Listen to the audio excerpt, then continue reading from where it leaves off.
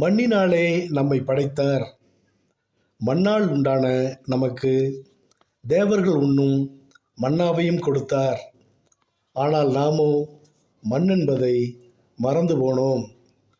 விசுவாசித்தவர்களுக்கு அவர் வார்த்தையாலே நோய்களையும் பேய்களையும் விரட்டினார்.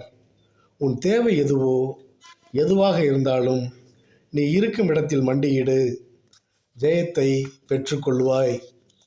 தேவன் உனக்கு நல்ல பெற்றோர், மனைவி, மக்கள், சொத்து, சுகம், புகழ் இவைகளை தந்து நீ பூமியில் வாழும்படி தந்த இந்த சொர்க்கம் முதலாவது நீ பெறும் சொர்க்கம்.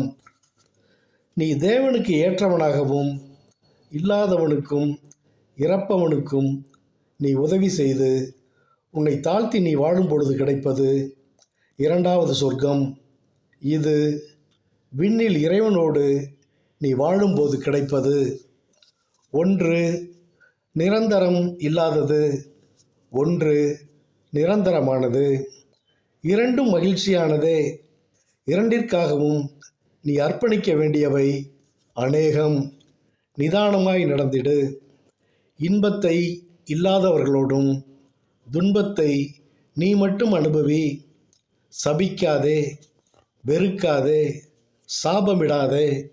அப்பொழுது பரலோகத்திலும் நீயே சொர்க்கவாசி.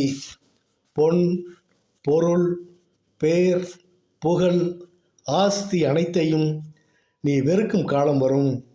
அப்பொழுது இறைவனோடு நீ வாழ்வாய்.